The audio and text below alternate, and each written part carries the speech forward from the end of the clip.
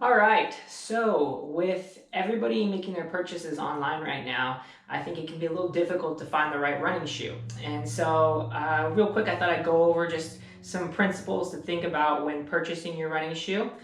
I used to work at a running store, and then I worked for a running shoe company for a number of years, and my degree is in exercise sports science. But when I pick a running shoe, what it really comes down to is feel and just trying it out and seeing what feels right for me. So these are some of the principles I use to kind of narrow down my search. And then from there, it kind of becomes a little bit of trial and error.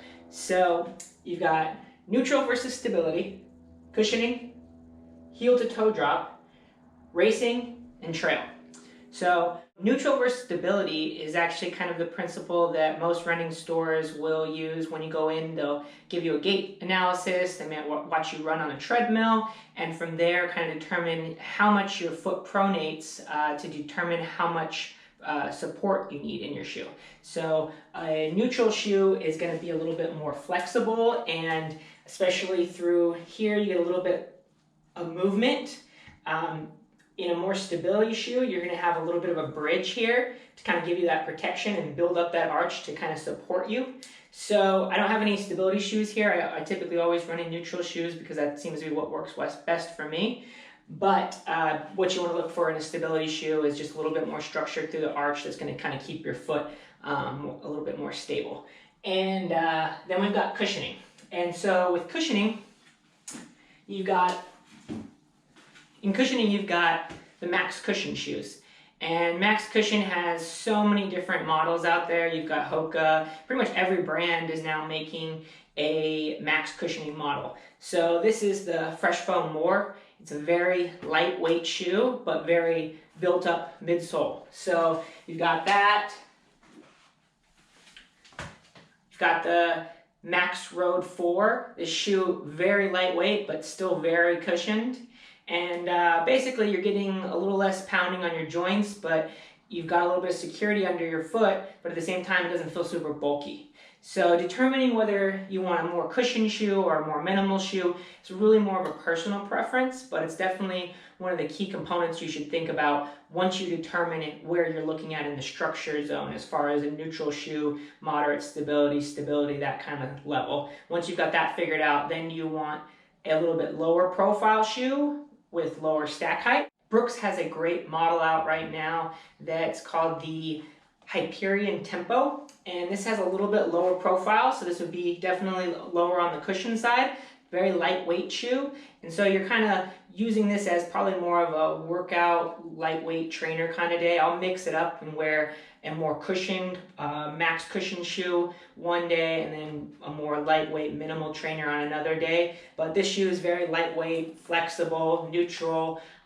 little bit lower on the cushioning scale, but still very soft under the feet. So if you want to feel the ground a little bit more, but you still want some cushioning, this is a great model. And then from there, you're building up to more Max Cushion shoe, or maybe you want to go really low profile and as close to the ground as possible. So it's just figuring out what works best for you.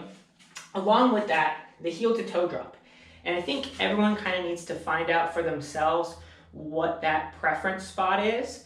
I personally will switch whenever I have some kind of little ache and pain.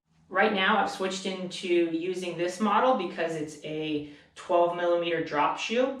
I typically run in 4 millimeter soft cushion lightweight shoes. 4 millimeter drop, but still a little protection under my foot, and this model is drastically different from that. And the reason is that I was having some Achilles problems, and I felt like, okay, if I'm having a pain, then whatever I'm doing is something's not right. So I usually switch to a complete opposite end of the spectrum whenever I'm having some kind of problem. So if I'm having a Achilles or plantar fascia or knee problem and I'm in a minimal shoe, then I might switch to a higher profile, more maximal cushion, or a higher heel to toe drop, or vice versa. If I'm in a shoe like this, kind of a bulkier traditional style trainer, a lot of rubber on the outsole, a little bit heavier, but 12 millimeter drop, but I'm having problems, I might switch into something like a 4 millimeter minimal shoe, or I might try a more Max Cushion shoe. It's just about playing around with it until you find what works best for you and your foot. Next we have racing shoes. And this is something that's changed drastically over time. It used to be a racing flat was something you wore specifically on workout or race day, and it was very low profile. As you can see, not a lot of cushioning there, but very lightweight. And so this is more of a traditional racing flat that is gonna not really protect you, but it's gonna be responsive, it's gonna be light, and it's gonna be there to run fast on race day. Now, racing flats have progressed into these max cushioning shoes with a plate through the center.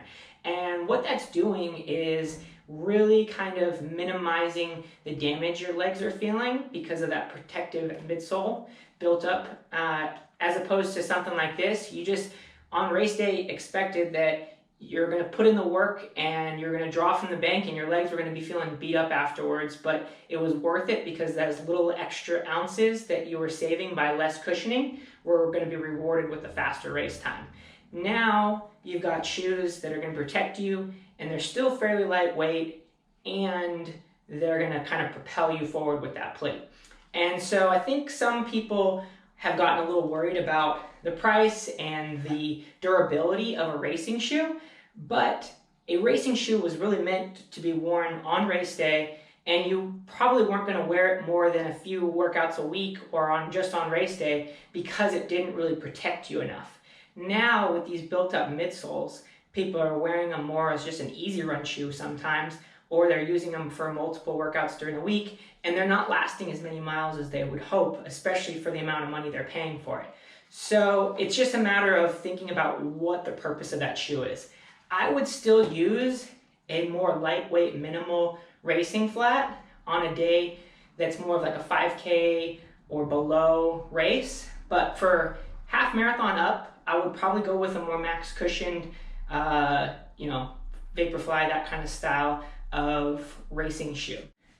So this is another carbon fiber plated version that is very lightweight still, not as built up of a midsole as the Alphaflys or Vaporfly Next Percents, and so it's going to give you that same protective level, but maybe not to that same extent, but you're also going to get a little bit lighter weight. So when picking a racing flat or a spike or whatever it might be that you're racing with, you want to kind of think about the pros and cons and really think about what your race entails. Is it a longer race where you need a little more protection, or is it a shorter race where you just want to run fast and the lighter the better? So really figure out what your purpose is, and that's the shoe that's going to work best for you.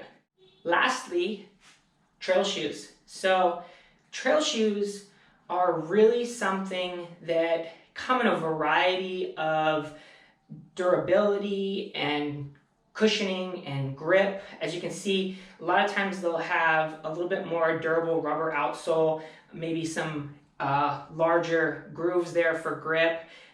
It just depends on what style of trails you're running on and how far the distance is. This shoe has a little bit softer midsole, it's a little bit more cushioned, and the outsole is probably not as big of lugs as they are on a lot of other trail shoes, so you can kind of use it on a variety of races. I use this on a more long, hard-packed trail where it's not as soft and forgiving, but the shoe is pretty soft and cushioned. But I also don't get as much grip out of it, and it's also not as heavy as some of the other trail shoes out there. So when you're looking at a trail shoe, you really want to think about what are you using it for. Are you only going to be running on the trails with it? Because some trail shoes don't offer as much cushioning because they want to be more durable and they want to have more grip. So if the shoe's got bigger lugs on there, that lug is going to probably be pretty hard rubber that's meant to be durable and not really meant to cushion you. So you're not going to want to go on a road run in that shoe. If your race is a mixture of trails or your training is a mixture of trails and roads, you might want to go with something that's a little bit more versatile, that has some cushioning, but also is durable, has some good grip. So it's about playing around with what your needs are, and is the trail race you're doing the only thing you're using that shoe for, or are you going to train on the roads in it too? And is the trail that you're running, is it a hard-packed, rocky, gravel, really rugged trail, or is it a softer, more forgiving trail that maybe you need a little more grip. And then also, what is the distance that you're running? You might want a more cushioned max trail shoe if you're looking at a 100-mile or 50-mile plus distance, whereas if you're racing a half marathon trail race or 10K or trail race or even a 50K trail race, you might be looking at a more faster trail shoe. So it's really any one of these things, whether it be neutral versus stability, cushioning, heel to toe drop, racing, trail, any one of those things, when you're picking your shoe, really try to think about what are you using it for. Don't buy a trail shoe if you're only going to be running a mile a week on a trail, but you really want to run on this little dirt path, and so you're running 3 miles to get to the dirt path, and then you're running a mile on the dirt path. You might as well use a road shoe for that. And just think about your body and what seems to work well for it. 4mm versus 12mm drop, and cushioning versus stability versus more minimal, and just, really try to hone in on what your needs are. If you have any questions, shoot me a message or write it in the comments, and I'd love to help.